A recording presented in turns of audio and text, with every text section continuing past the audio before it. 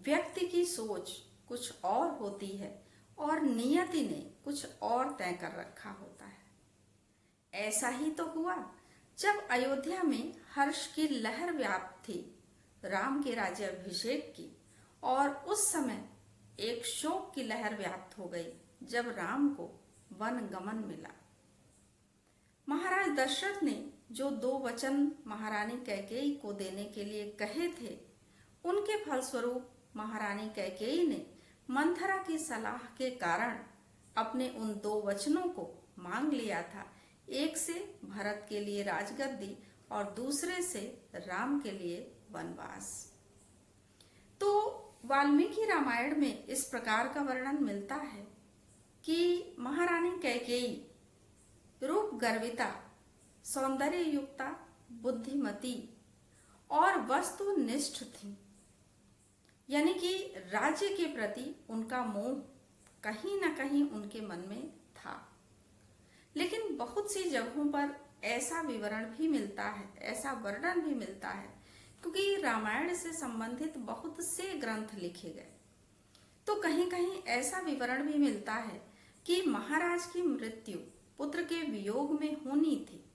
यदि राम वन नहीं जाते तो राम की मृत्यु सुनिश्चित थी और उनके वियोग में दशरथ भी अपने प्राण त्याग देते। तो तुलसीदास जी ने भी कैकेयी के चरित्र को उत्तम दिखाने का प्रयास तो किया है, लेकिन कहीं कहीं उनके रामचरितमानस में भी पापिनी और कलंकिनी जैसे शब्दों का प्रयोग हुआ ही है।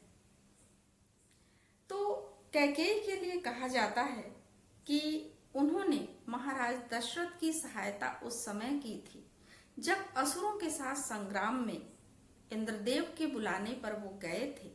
एक समय ऐसा भी आया जब युद्ध में वो थक गए, सारथी मारा गया और महारानी कैकेयी जो कि उस समय उनके साथ थी, उन्होंने रथ की लगाम को अपने मुख में दबाया और दोनों हाथों से तीर धनुष लेकर संग्राम में जुट गईं। असुरों से उन्होंने महाराज के प्राणों की रक्षा की। दूसरा सारथी आया, महाराज भी उस समय तक चैतन्य हो चुके थे और उन्होंने युद्ध प्रारंभ किया। उसी समय महारानी कैकेयी ने देखा कि रथ का धुरा जो है वो कट गया है और वहां पर उन्होंने अपनी भुजा लगा दी। युद्ध समाप्त हुआ, महाराज विजयी हुए और उस समय जब उन्होंने महारानी कैकेयी के हाथों की दशा देखी तो प्रसन्न होकर महारानी को 2 वचन देने के लिए कहा। महारानी ने भी अवसर आने पर उन वचनों को मांगने की बात कही और अवसर तब आया जब राम का राज्याभिषेक होना था।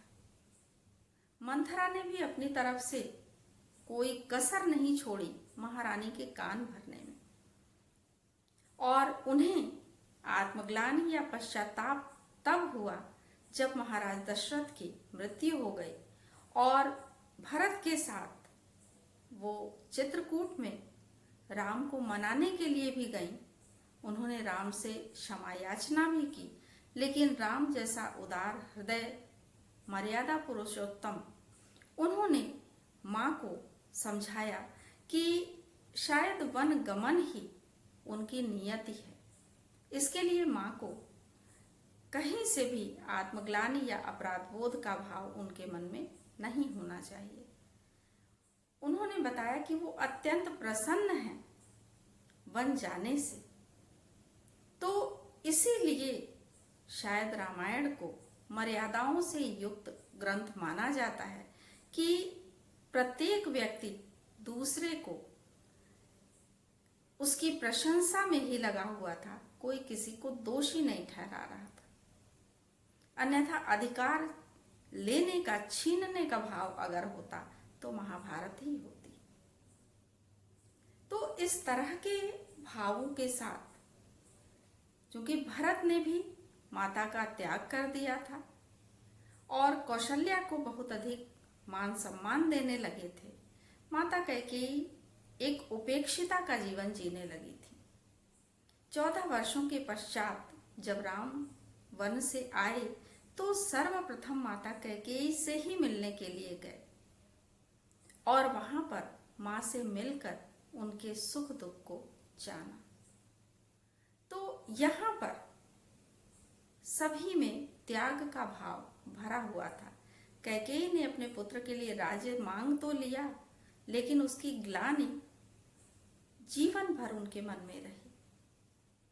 यहाँ तक हुआ कि कोई भी अपनी पुत्री का नाम कैकेयी नहीं रखता है। तो आज मैंने आपको कैकेयी के विषय में थोड़ी बहुत जानकारी दी।